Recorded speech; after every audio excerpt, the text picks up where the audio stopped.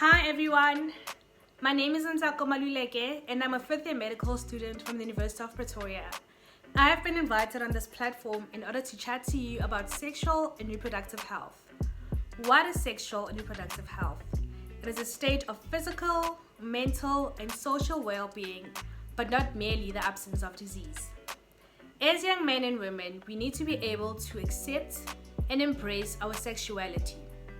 Therefore, I personally believe that as a young teenage girl, you should have your first gynecological visit when you start your first menstrual period in order to be advised, supported, and educated about the physical, mental, and physical changes which you're about to experience. As we all know that it is so taboo to speak about such topics in most households. There is a lot of shame and negativity around this natural process of periods. When you start your period, you're usually given a sanitary pad by your parents, but are not advised on how or when to use it. You're usually told to stay away from boys and close your legs as you might fall pregnant, but you do not understand how. Young boys should also be educated in order to support their sisters and not tease them as they go through this natural process. Now let's talk about period pains. Do you get period pains? I know I get the worst period pains. So here are 5 tips on what to do when you're experiencing period pains. 1. Put a hot water bottle or a heat patch on your tummy. 2. You can rub some essential oils like lavender oil or green tea oil on your belly. 3. Take a long hot bath. 4. You can exercise or do some yoga. Or 5. You can stay hydrated or take a Panado or 2. But if your period pains are very, very unbearable or you miss school or work, you should actually go visit a gynecologist because this might be a sign of a disease called endometriosis. So endometriosis is when the endometrial lining that lines your endometrium grows outside of your endometrium, usually on your fallopian tubes or your ovaries or your intestines. And during your normal menstrual period every month, this endometrial tissue sheds as well and leaves scarring on those specific areas, and that can be very, very painful. So whenever you experience extremely painful period pains, it is advisable for you to go visit a gynecologist. Now let's talk all things family planning and contraception. The most appropriate choice of contraception is decided upon by the woman together with their partner during a consultation with a health care professional, taking into consideration the contraception's safety, efficacy, accessibility, and affordability. It is very important to note that hormonal contraceptions, as well as the intrauterine device, does not offer protection against sexually transmitted infections, including HIV. So therefore, it is recommended to use dual method, meaning using a condom as well as another type of contraception. Most contraceptions will affect your ovulation, so therefore there will be a delay in conception until your ovulation resumes. As a result, you will not fall pregnant until you are returned back to normal ovulation. Contraception does not cause infertility. So let's get into the different types of contraceptions. Firstly, we have the long-term non-reversible contraception, namely the tubal ligation for females and vasectomy for males. This is a permanent non-reversible contraception where they clamp the fallopian tubes or the sperm duct in order for you not to have children anymore. Secondly, we have the long-term reversible contraception. So this includes, number 1, we have the injectables, which is the Narrow Straight, which is the 2-month injection, or the Depot, which is the 3-month injection. It is important for you to note that the injectables take the longest in order for you to resume ovulation. So therefore it can take maybe 6 to 12 months before you fall pregnant again. Thirdly, we have the implant. The implant offers protection for 3 or 5 years. Then we have the intrauterine device, namely the copper T device or the Mirena, which is the hormonal. This offers protection for 5 years. Next, we have the short-term acting contraception. We have the hormonal pills, which should be taken each and every single day at the same time of the day. Next, we have the combined oral contraception, which can be also used for other gynecological reasons such as amenorrhea. Then we have the barrier contraception, which are your female or male condoms. It is important to note that only the barrier contraception offers protection against sexually transmitted diseases, including HIV. And lastly, we have abstinence, not engaging in sexual intercourse, which is the best type of contraception, because as we all know that prevention is better than cure. And oh, I think I'm forgetting something. Have you ever heard of the emergency pill, aka the morning after pill? This is a contraception that is only, and I repeat, only taken 24 to 72 hours after unprotected sexual intercourse to prevent pregnancy. Pap smears. In South Africa, pap smears are used as an early diagnostic screening test in order to diagnose cervical cancer. Cervical cancer is caused by a human papillomavirus, which is a sexually transmitted disease.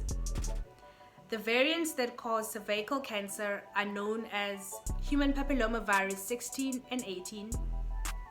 Then we have human papillomavirus 6 and 11, which cause genital warts. The population that is at risk of developing cervical cancer include women with a family history of cancer, HIV positive women, women who have multiple sexual partners, women who smoke, and women above the age of 30 years. Now, how often should you have a pap smear? If you had your first pap smear and you are HIV positive but the results were negative, then you should have a pap smear every 3 years. If you're HIV negative and your results are negative, then you should have your pap smear every 5 years. Now that is in the public sector. In the private sector, however, if you're living with HIV and your results are negative, you should have your pap smear each and every single year. And if your results are negative and you're HIV negative, then you should have your pap smear every 3 years.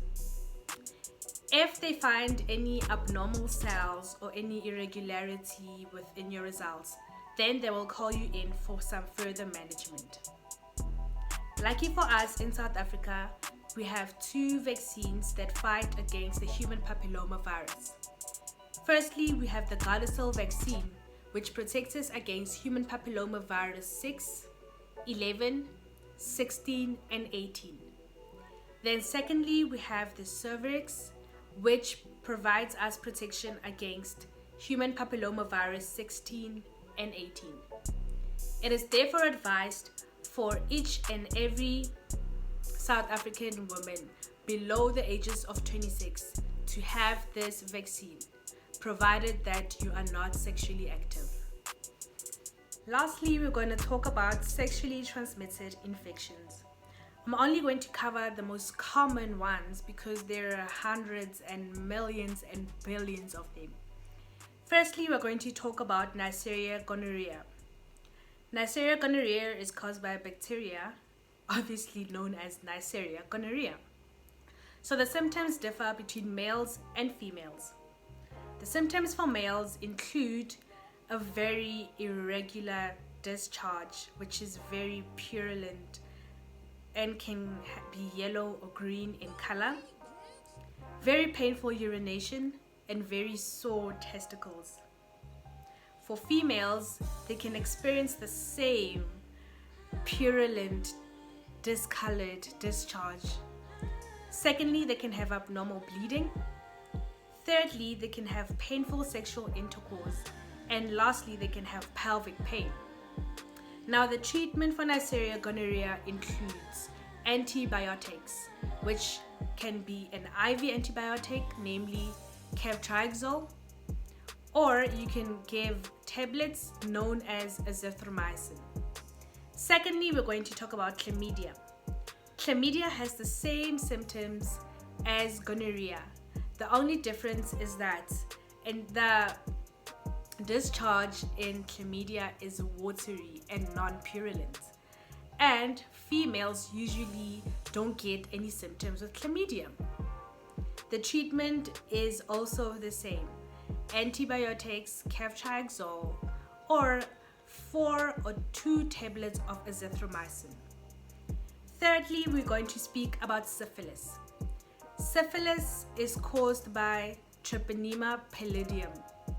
So syphilis has 3 stages, namely primary syphilis, which includes a very painless ulcer at the site of infection. Secondary syphilis will spread and be a systemic disease. It will spread to the palm of your hands, your feet, your torso, and your chest. And tertiary syphilis will be dormant for about 10 to 30 years and then come back to attack you. So it'll cause neurological symptoms such as dementia or Alzheimer's disease. It'll cause bone disease as well. So the treatment for syphilis is better to treat it while it's still a primary infection, and the treatment includes penicillin. Fourthly, we're going to talk about HIV. HIV is a virus, a chronic virus that currently has no cure. But you can take antiretrovirals in order to stop or slow down the progression of the virus.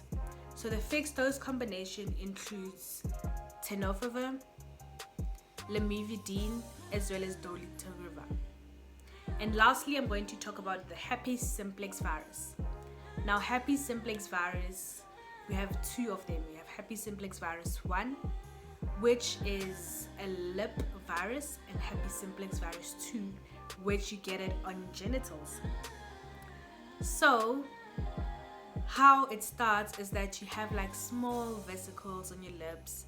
They become very painful, and you start having like flu-like or cold-like symptoms as well: headache, fatigue, body aches. And the sad part about herpes simplex virus is that it is non-curable, but you can take antivirals, namely acyclovir, in order to slow down the symptoms, and it will remain dormant in your system until you get a reinfection. But when you get a reinfection, the symptoms are less painful and for a shorter duration of time. So sexually transmitted diseases spread through sexual intercourse, oral sex, as well as anal sex.